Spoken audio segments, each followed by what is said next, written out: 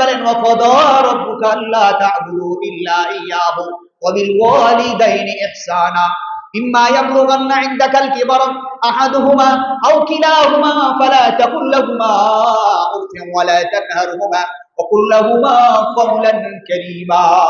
আল্লাহ রাব্বুল আলামিন বলে দেন, ও বান্দারা, নবী আমার শুনে রাখেন, আমার ইবাদতের পর সন্তানের জন্য, বান্দার জন্য, মুমিন বান্দা বান্দীদেরকে আপনি বলে দেন তারা যাতে তাদের পিতামাতার সাথে সুন্দর ব্যবহার করে। সুবহানাল্লাহ।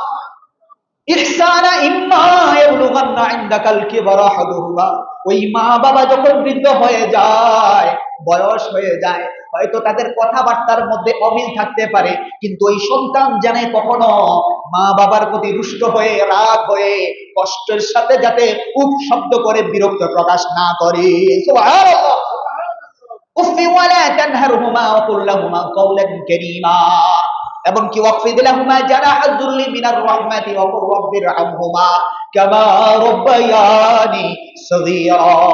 আল্লাহ রাব্বুল আলামিন ঘোষণা করে দেন, ও সন্তানেরা, দুনিয়ার সন্তান যারা, তোমাদেরকে বলি, হাঁটু দুটি মা বাবা যখন সামনে আসবে, দুটি হাঁটি জমিনের সামনে দিয়ে দিবা। তুমি ডাক্তার হও, তুমি ইঞ্জিনিয়ার হও, তুমি মুফতি সাহেব হও, মুহাদ্দিস হও, যাই হও, যা কামাই করো, কিছু অংশ মা বাবার সামনে উপস্থাপন করো। তুমি তোমার নিজের জন্য চিন্তা করো, বউয়ের জন্য চিন্তা করো, সন্তানের জন্য চিন্তা করো। তোমার মা বাবা যখন কামাই রোজগার করেছে, ওই মা বাবা কোনোদিন কারো চিন্তা করে নাই তোমার চেহারা হাসি ফুটানোর জন্য। মা বাবা দিন রাত কষ্ট করে তোমাদের জন্য কামাই করেছে। বলে আল্লাহু আকবার।